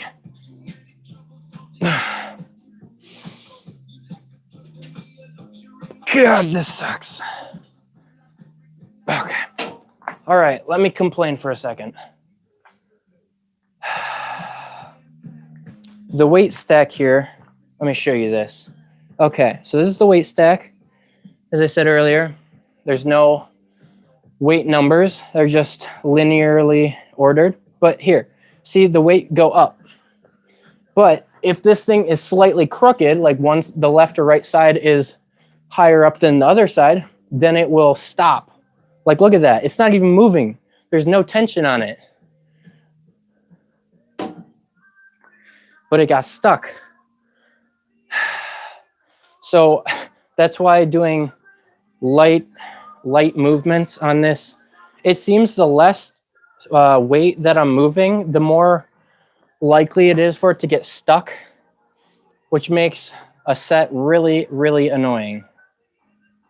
So that was last exercise. Where am I? Okay, so we got 10, 10, and 9. All right. And of course, at the end of every workout, got the most important part. We have physique update, physique check, you know, self-gratification, if you will, in a good way. All right. How far back do I have to be? Okay. Here, I'll set this down. I didn't even hit arms today. Look at that. Boom, boy.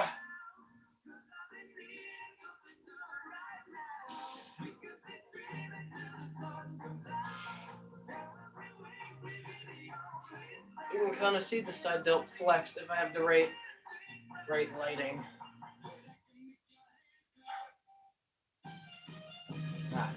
I don't know if you saw it or not. I could see it. Camera's probably so bad you can't see it. This is what I look like if I have bad form or bad posture and I'm just standing.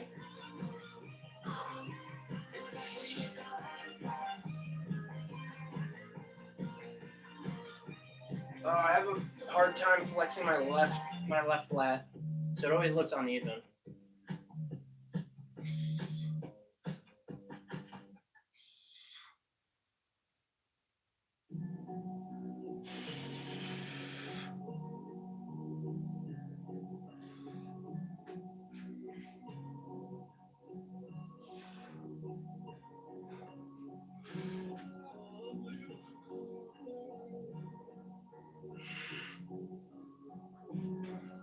Officially, I have zero idea how to pose, but this is just my reinterpretation of what I've seen other people do. I always find that when I watch the video back, my back double bicep, my arms are always off by a little bit.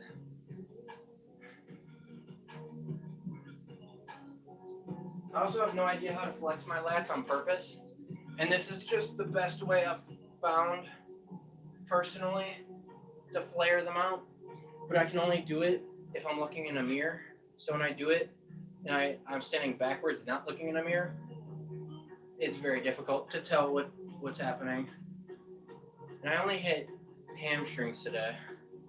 I don't really know how to. You can't really flex your hand. Well, I mean, you can flex your hamstring, but flexing your hamstring actually makes it smaller. So you don't really want to flex it. You want to push it against your other leg. I saw someone else do it, but I don't know how to do that. Anyways, I'm on a cut right now, so I've lost some mass to my legs, unfortunately. Well, that's the workout. First live stream. No one's probably going to watch this ever, but it was fun. I enjoyed it. See you next time, maybe even tomorrow.